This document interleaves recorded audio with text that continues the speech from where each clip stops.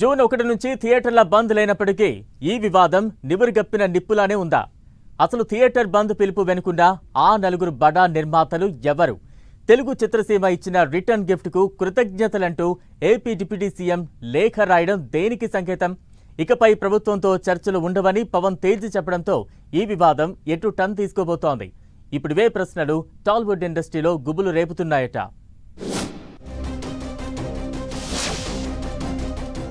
టాలీవుడ్ ఇండస్ట్రీలో పర్సెంటేజీ విధానంలో ఎగ్జిబిటర్లకు అద్దె కమిషన్ చెల్లింపుపై ప్రస్తుతం నడుస్తున్న వివాదం మరింత ముదిరే అవకాశం ఉందన్న చర్చ సినీ వర్గాల్లో వినిపిస్తోంది.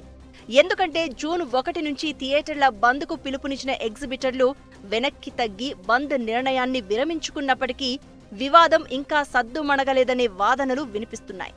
దీనికి తోడు ఈ వివాదంపై తాజాగా AP deputy CM Pawan Kalyan స్పందిస్తూ తెలుగు చిత్రసీమ ఇచ్చిన రిటర్న్ గిఫ్ట్ కు కృతజ్ఞతలు అంటూ లేఖ రాయడం ఇప్పుడు సినీ ఇండస్ట్రీలో సరికొత్త చర్చకు దారితీస్తోందన్న టాక్ వినిపిస్తోంది.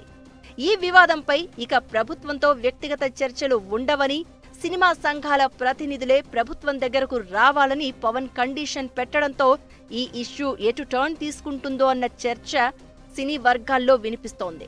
కూటమి ప్రభుత్వం ఏర్పాటై ఏడాది కావస్తున్నా తెలుగు సినిమా వాళ్లు సీఎం చంద్రబాబును కలిశారా అంటూ పవన్ ఆవేదన, ఒకంత ఆగ్రహంగా స్పందించడంపై సినీ ఇండస్ట్రీ ఎలా స్పందిస్తుందో అన్నది ఇప్పుడు ఆసక్తికరంగా మారింది. అసలు ఈ వివాదం ఇంకెన్ని మలుపులు తిరుగుతుందో అన్న అనుమానాలు కూడా వెంటాడుతున్నాయట. జూన్ 1 నుంచి థియేటర్ల బంద్ నిర్ణయం వెనుక కథ, స్క్రీన్ ప్లే, డైరెక్షన్, యాక్షన్ అంతా ఓ నలుగురి వల్లే జరిగిందన్న వాదన ఇప్పుడు సినీ ఇండస్ట్రీని ఓ కుదుపు కుదిపేస్తోంది.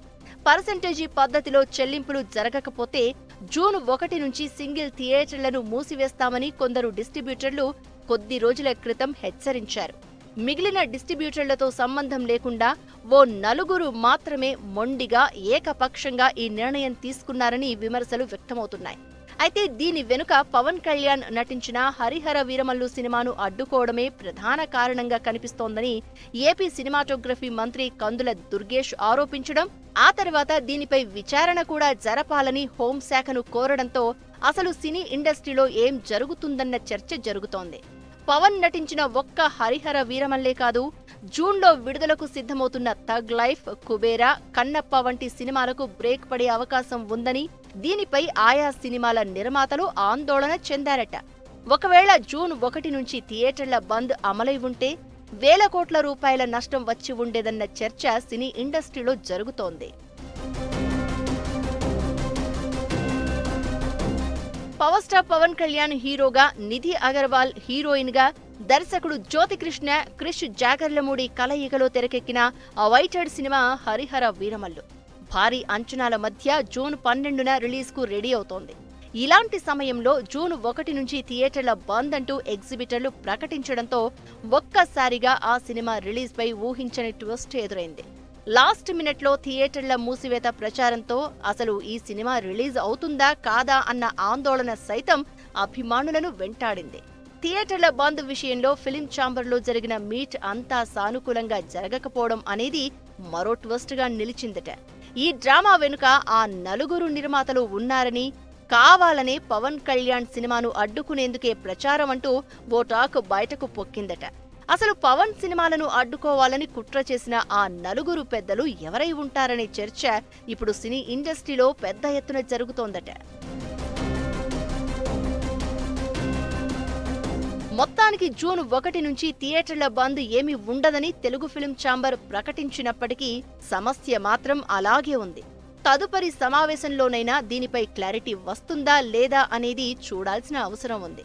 ప్రస్తుతానికి టెంపరరీ రిలీఫ్ వచ్చినప్పటికీ తాజాగా పవన్ రాసిన రిటర్న్ గిఫ్ట్ లేఖపై ఇప్పుడు సినీ ఇండస్ట్రీలో పెద్ద ఎత్తున చర్చే జరుగుతుందన్న టాక్ వినిపిస్తోంది. గత ప్రభుత్వ హయాంలో తెలుగు సినీ ఇండస్ట్రీకి చెందిన పెద్దలంతా మూకుమ్మడిగా వెళ్లి అప్పటి సీఎం జగన్ను కలిసి చర్చలు కూడా జరిపారు. కానీ ప్రస్తుత కూటమి ప్రభుత్వం ఏర్పాటై ఏడాదైనా ఇప్పటివరకు సినీ ఇండస్ట్రీ పెద్దలు సీఎం చంద్రబాబును కలవలేదని ఏకంగా పవన్ కళ్యాణ్ చెప్పడంతో ఇప్పటికైనా వారంతా వెళ్లి సీఎం చంద్రబాబును కలిసి చర్చలు జరుపుతారా లేరా అన్నది ఆసక్తికరంగా మారింది.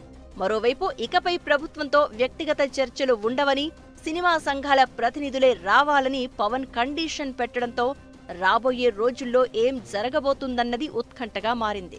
రెంటల్ సిస్టమ్ వద్దు, పర్సెంటేజీనే కావాలి అంటున్న ఎగ్జిబిటర్లు తమ నిర్ణయాన్ని మార్చుకుంటారా లేదా అన్నది చూడాల్సి ఉంది.